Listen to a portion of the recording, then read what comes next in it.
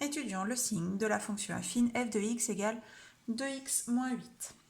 Donc, puisque 2 est un nombre positif, cela signifie que la droite qui représente cette fonction affine est une droite qui monte.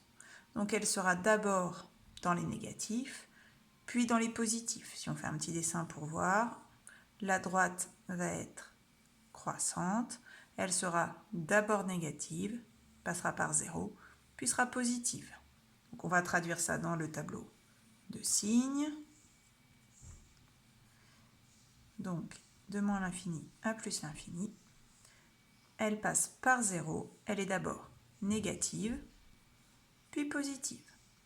Il nous reste à trouver cette valeur-là, c'est-à-dire pour quel nombre x l'expression vaut 0. Il suffit de résoudre l'équation 2x moins 8 égale 0. On passe moins 8 dans le second membre en faisant plus 8 de chaque côté. Puis on passe 2 dans le second membre en divisant par 2 de chaque côté. 8 divisé par 2, ça fait 4. Ça indique que le nombre qui a pour image 0, c'est 4. Ici, la droite passe par le point d'abscisse 4 sur l'axe des abscisses. Faisons la même chose pour la fonction affine, moins 3x plus 6. Cette fois-ci, le coefficient de x est négatif. Donc ça signifie que nous avons en fait une droite qui descend. Donc si on regarde, les images sont d'abord positives, elles passent par 0, puis elles sont négatives. Donc notre tableau de signes sera le suivant. Donc avant 0, on est positif, ensuite c'est négatif. On détermine cette valeur-là en résolvant l'équation moins 3x plus 6 égale 0. On passe le plus 6 dans le second membre en faisant moins 6 de chaque côté. On obtient du coup 0 moins 6, c'est-à-dire moins 6.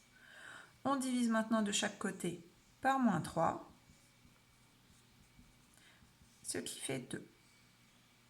Du coup, le nombre dont l'image est 0 est 2, c'est-à-dire que la droite passe par ce point-là.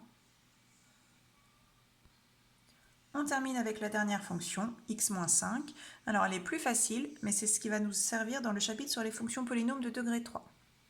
Donc je vous rappelle que x, c'est comme 1 fois x. Donc notre coefficient 1 est positif. Donc la droite monte.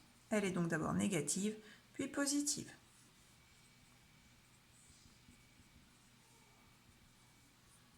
Négative, puis positive. Pour trouver cette valeur-là, c'est là que c'est plus simple. On résout l'équation x-5 égale 0, c'est-à-dire x égale 5.